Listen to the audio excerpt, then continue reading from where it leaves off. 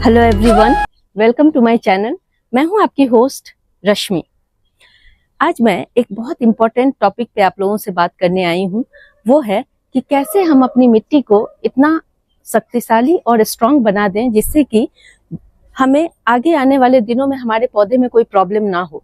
और मिट्टी भी इतनी स्ट्रांग होनी चाहिए कि गमले में वो काफी लंबे समय तक हमारे प्लांट को न्यूट्रिशन दे सके, और वो भी सिर्फ घर की चीजों से, बिल्कुल फ्री, कोई पैसा नहीं लगाना है आपको। और आज देखेंगे कि किस तरह से हम ऐसी मिट्टी तैयार करते हैं। चलिए चलते हैं हमारी वीडियो में। इस मिट्टी को तैयार करने के लिए हमें किन किन चीजों की जरूरत है वो देखें, और ये सब बिल्कुल घर के हैं। तो सबसे पहली चीज ये देखें, ये है पत्तियों की खाद, जो कि मैं अपने गार्डन वेस्ट से बनाती हूँ। अगर आप लोगों के पास 2 ही 4 प्लांट हो तो आप क्या करेंगे, आपके आसपास पेड़ तो जरूर होंगे, उनकी पत्तियां गिरती हैं, उनको इकट्ठा करें। और मेरे चैनल पे इसकी वीडियो अपलोड है, आप देखें किस तरह पत्तियों की खाद बनती है। इससे सुंदर खाद कोई हो ही नहीं सकती, और इससे ज्यादा नेचुरल। क्योंकि और पत्तियों की खाद बनाने में आप एक और चीज का ध्यान रखेंगे कि आप जितने तरह की पत्तियां इसमें ऐड करेंगे उतना ही खूबसूरत ये खाद बन के तैयार होगा, उतना ही बढ़िया खाद बन के तैयार होगा, जिसमें वो सारे एलिमेंट होंगे जो हमारी मिट्टी के लिए, हमारे गार्डन के लिए बहुत जरूरी है, हमारे पौधों के लिए बहुत जरूरी है। तो अभी देखिए, मेरे यहाँ इतने सारे प्लांट हैं कि अब तो मुझे बाहर से पत्तियां लाने की भी जरूरत नहीं पड़ती हैं। जो डेली जो सफाई होती है उसी से इतनी पत्तियां, इतने तरह की, उसमें वेरिएशन इतना ज्यादा होता है कि उससे मेरी खाद बहुत शानदार बन जाती है। तो एक पहली चीज ये है, अगर आप गार्डन बनाने की तैयारी कर रहे हैं तो 6 महीने पहले से पत्तियों की खाद बनाना शुरू करें। इससे आपकी आने वाली जर्नी जो है वो बहुत आसान हो जाएगी। और दूसरी चीज है ये किचन वेस्ट कंपोस्ट। किचन के जो आपके छिलके निकलते हैं, जो पील निकलते हैं, उससे ये खाद बन के तैयार होती है, और ये खाद भी बहुत स्ट्रांग होती है। इससे बढ़िया और कोई खाद हो ही नहीं सकती। जो आप मार्केट से लेते हैं इतने महंगे महंगे दामों में, उसको लेने की जरूरत नहीं है। बस आलू, केले, खीरे, इन सब के जितने छिलके होते हैं उसको आप इसमें ऐड करते जाएं। और ये जो सिर्फ अगर आप पील वाले इस तरह के खाद बनाते हैं तो उनको बनने में बस 2 महीने का टाइम लगता है। तो थोड़ी प्रिपरेशन तो जरूरी है, ताकि ये आपके आगे ये लगातार आपके वो रिदम में रहें और आप इनको आराम से इस्तेमाल कर पाएं। इसीलिए इसकी तैयारी पहले से करके रखनी है। अब जो इम्पोर्टेंट चीज मैं आप लोगों को दिखा रही हूँ वो है ये लकड़ी की राख।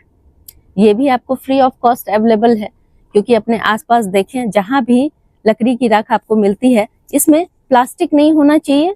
जैसे बहुत लोग साथ में प्लास्टिक जला देते हैं या बहुत दूसरी तरह की चीजें जला देते हैं, वो सब आपको नहीं करना है। आपको सिर्फ पेपर, उपले, लकड़ी, इन सब की खाद ही डालनी है। ये बहुत नेचुरल फॉर्म में होते हैं, और ये पोटास का बहुत अच्छा सोर्स है। पोटास आपके फलों के बड़े होने में या फूलों को बनने में, इन सब चीजों में बहुत इंपॉर्टेंट रोल अदा करता है। इससे पोटास डालने से जो आपके पौधों की स्टेम है वो बहुत मजबूत होगी, तो फलों को होल्ड करने की कैपेसिटी बढ़ जाती है। तो ये पोटास, लेकिन इन सब का जो कॉम्बिनेशन है वो मैं आप लोगों को बताना चाहूंगी। ऐसा नहीं है कि ये राख है तो ये हम भर भर के डाल दिए, तो उससे भी हमारी मिट्टी खराब हो जाएगी, क्योंकि ये इनका नेचर एल्केलाइन होता है। और अगर आपने मिट्टी में इसे ज्यादा डाल दिया तो जो मिट्टी में न्यूट्रिएंट होते हैं उनके अब्सॉर्प्शन में दिक्कत आ जाएगी। तो इसलिए कहा जाता है कि राख का प्रयोग बहुत उचित मात्रा में और बहुत तरीके से ध्यान से करना चाहिए। और एक बार अगर आपने इसे मिट्टी में मिलाया तो आपको बार बार मिलाने की जरूरत नहीं है। फिर 6 महीने बाद या फिर 1 साल बाद आप इसे डाल सकते हैं, क्योंकि गमले में कम मिट्टी होती है तो ये न्यूट्रिएंट निकल जाते हैं। जैसे कि अभी इतनी ज्यादा बारिश हुई है, तो बारिश में गमलों में लगातार नीचे से पानी निकलते निकलते उसके साथ न्यूट्रिएंट भी बह जाते हैं। तो इसलिए हमें राख का प्रयोग, इन सब चीजों का कॉम्बिनेशन मैं आप लोगों को बताऊंगी कि किस तरह से आप एक संतुलित तरीके से स्ट्रांग मिट्टी तैयार कर सकते हैं। इसके बाद ये है नीम खली। तो नीम खली तो हम नहीं बना सकते, लेकिन नीम की जो निम्बोली होती है उसको पाउडर फॉर्म में आप जरूर कर सकते हैं। उसको सुखा करके अगर मिक्सी में पीस करके आप पाउडर बना लें तो ये नीम खली भी बहुत शानदार काम करती है। या तो आप नीम की पत्तियों को सुखा करके क्रश कर लें, या फिर उसकी जो फलियां होती हैं, जो निम्बोली होती है, उसको सुखा करके आप डब्बे में बंद करके क्रश करके रख लें, तो सेम काम करेंगी। और जितना आप अमाउंट पत्तियों का लेते हैं उससे 1/4 अमाउंट में ही निम्बोली से आपका काम चल जाएगा। तो ये जानकारी अगर आपको रहेगी तो आप फ्री ऑफ कॉस्ट अपनी मिट्टी तैयार कर सकते हैं। और अगर आप पॉटिंग मिक्स लेने जाते हैं नर्सरी में तो आप मुश्किल से 2-3 प्लांट लगा पाएंगे। इतने बड़े बगीचे को या अपने बालकनी को आप हर मंथ खर्च करके कितना ही उसे संभाल पाएंगे। ये सारी चीजें तो मैंने आप लोगों को दिखा दी जो बहुत जरूरी हैं। इसके साथ ही अगर आप बाहर से कुछ नहीं खरीदना चाहते हैं तो इस तरह से हल्दी पाउडर तो हम सबके किचन में मिल जाती हैं। लेकिन आप अगर हल्दी पाउडर ओरिजिनल रखेंगे, जैसे वो जो हल्दी की गांठ होती है उसको पीस करके अगर आप करते हैं, मार्केट वाला यूज नहीं करते हैं, तो वो ज्यादा अच्छी होती हैं, क्योंकि ये पेस्ट रिपेलेंट भी होती हैं और इसमें बहुत सारे न्यूट्रिएंट्स भी होते हैं जो हमारे पौधों के लिए बहुत अच्छे होते हैं। तो इन सब का कॉम्बिनेशन एक बैलेंस मिट्टी बनाने के लिए बहुत शानदार हो सकता है। तो अब हम क्या करेंगे, इसका अमाउंट मैं आपको बता देती हूँ। इन सब के कॉम्बिनेशन से हमें अपनी ये मिट्टी तैयार करनी है। और जैसे ही आपको कोई पौधा लगाना है गमले में, तो आप 1 सप्ताह पहले इस तरह की मिट्टी बना करके और उसे कहीं भी रख दें। 1 सप्ताह तक जब आपकी मिट्टी सेट हो जाएगी, उसके बाद आप किसी भी तरह का प्लांट, वो चाहे फ्रूट प्लांट हो या ऑर्नामेंटल प्लांट हो या सब्जी लगाने का, देखें अब विंटर की सब्जियां भी लगनी शुरू होंगी, तो अगर इस तरह से आप प्रिपरेशन करेंगे तो आपको बहुत बढ़िया उसका रिजल्ट देखने को मिलेगा। तो ये मेरी गार्डन की सॉइल है। और देखें बरसों बरस काम करते करते किस तरह से ये सॉइल काले होते जाते हैं। शुरुआत में आपकी मिट्टी इस तरह की नहीं दिखेगी। आप कहीं से भी मिट्टी ले आए, अपने पीछे के पार्क से या कहीं से भी मिट्टी ले आ सकते हैं और उसमें इन चीजों को मिला सकते हैं। और लगातार इस तरह की चीजें ऐड करते करते आपकी मिट्टी इतनी रिच हो जाएगी कि उसका कलर ऑटोमेटिक इस तरह का हो जाएगा। देखें इसका कमाल दिखाती हूँ, अभी साइड में ही था इसलिए मैं आप लोगों को दिखा रही हूँ। ये देखें, ये खरबूजे की बेल है, कितनी छोटी है वो देखें, बस एक डंडी लगी हुई है और इसमें ये फ्रूट बन रहे हैं। ये किस चीज का कमाल है? ये बस आपकी मिट्टी का कमाल है। मिट्टी बढ़िया रखें, 80% आपकी प्रॉब्लम प्लांट से रिलेटेड खत्म हो जाएगी। और 20% मैं तो वो हमेशा डे टू डे आप लोगों को बताती ही रहती हूँ। तो चलिए शुरू करते हैं। ये देखें, हमने एक भाग जैसे मिट्टी लिया है, तो उसमें हम देखें किस तरह से 10% के करीब ये लीफ कंपोस्ट हमने मिला दिया। 10 to 20%, थोड़ा बहुत आगे पीछे हो जाए कोई दिक्कत वाली बात नहीं है, ये नेचुरल होते हैं, इसलिए आपको कोई परेशानी नहीं होगी। यहाँ देखें, ये 1 चम्मच मैंने इसमें 1 से 2 चम्मच हल्दी मिलाई। हल्दी को भी आपको ज्यादा नहीं डालना है, ज्यादा डालने से ये जो मिट्टी में माइक्रोब्स बहुत सारे होते हैं और हल्दी एंटीबैक्टीरियल होती है। तो कोई भी चीज आप डालें तो सोच समझ करके हमें डालना है। ये नहीं कि कुछ भी अच्छा है, मिट्टी के लिए बढ़िया है, तो हमने अमाउंट का ध्यान नहीं रखा, कुछ भी डाल दिया, ऐसा नहीं करना है, इससे बचें। और एक और चीज आप लोगों को बता दूं, ऑप्शनल है, लेकिन आप चाहें तो कर सकते हैं, क्योंकि हमने लीफ कंपोस्ट मिला लिया है इसमें, तो हमें कोकोपीट की जरूरत नहीं पड़ेगी। लेकिन कभी आपको ऐसा लगे तो आप कोकोपीट तो हमें मार्केट से लाना पड़ेगा, तो इसका सब्स्टिट्यूट क्या है, अगर थोड़ा एक आध मुट्ठी इसमें मिला देंगे तो पोरोसिटी बढ़ जाती है। तो इसकी जगह आप धान की भूसी मिला सकते हैं। आजकल इजीली अवेलेबल है और फ्री ऑफ कॉस्ट है, इसमें बहुत ज्यादा पैसा नहीं लगता। जहां भी धान से चावल निकालने की प्रक्रिया होती है, आप अगर एक पॉलीथीन में भर के भी ले आए तो काफी है आपके गार्डन के लिए।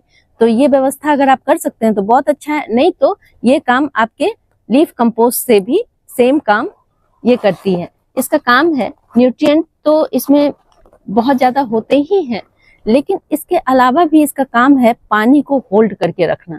तो गमले में पानी अगर होल्ड रहता है तो बहुत बढ़िया है, क्योंकि आपको बार बार पानी नहीं देना पड़ेगा, और रूट रॉट की जो प्रॉब्लम हो जाती है पानी हमेशा मॉइस्चर बने रहने से, वो भी आपकी लगभग खत्म हो जाएगी।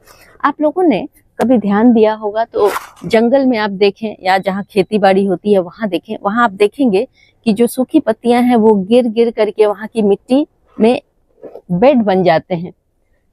5-6 इंच ऊपर जो मिट्टी की परत होती है वो इन्हीं लीफ कंपोस्ट की होती है, और इसी से जंगल की मिट्टी इतनी इनरिच होती है। वहां तो कोई पेस्टिसाइड नहीं डालता, वहां कोई इस तरह से नीम की खली और ये सारी चीजें तो वहां नहीं होती जंगल में। लेकिन आप देखेंगे कि कैसे जो पेड़ हैं वो फलों से लदे होते हैं, किस तरह से न्यूट्रिशन, वो इकोसिस्टम बना होता है जिससे आपको कुछ करने की जरूरत ही नहीं है, वो सारे काम तो नेचर करती है। लेकिन हम लोग आर्टिफिशियल तरीके से एक लिमिटेड स्पेस में गमलों में मिट्टी लगाते हैं, तो हमें इन चीजों को वो दिमाग में सोचें कि कैसे कैसे नेचर काम करती है, तो ऑटोमेटिक आप बहुत सारे उस तरह के काम करने में सक्षम हो जाएंगे। और इन्हीं चीजों से मैंने भी सीखा है। ऐसा तो नहीं है कि कहीं हमने पढ़ाई की है या कुछ, ऐसा कुछ भी नहीं है, लेकिन अपने एक्सपीरियंस से हमने ये सीखा है, और उसका रिजल्ट ये देखें, सब नेचुरल चीजों का रिजल्ट है। मैं गार्डनिंग करने में मिनिमम पैसे खर्च करती हूँ, ना के बराबर। बहुत जरूरी हो जाती हैं कुछ चीजें, तभी मैं इस तरह का काम करती हूँ।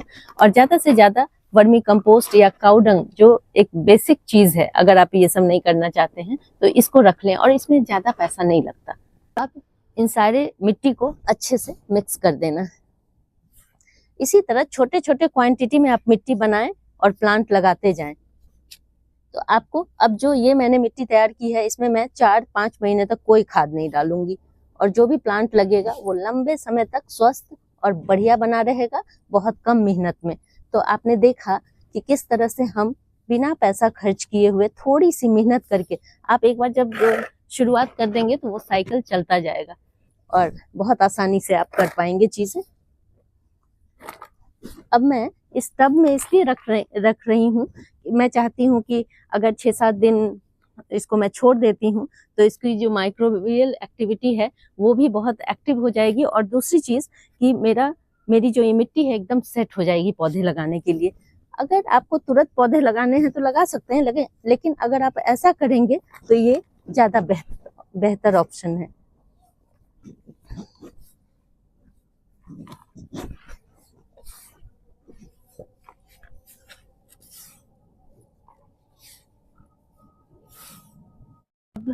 देखें ये हमारी मिट्टी कितनी सुंदर दिख रही है, बहुत बढ़िया। इस तरह से हम इसे 7 दिन तक रख देंगे, और थोड़ा सा इसमें पानी, मॉइस्चर को मेंटेन करने के लिए थोड़ा सा पानी इसमें डाल देंगे ताकि हमारी मिट्टी सेट हो जाए।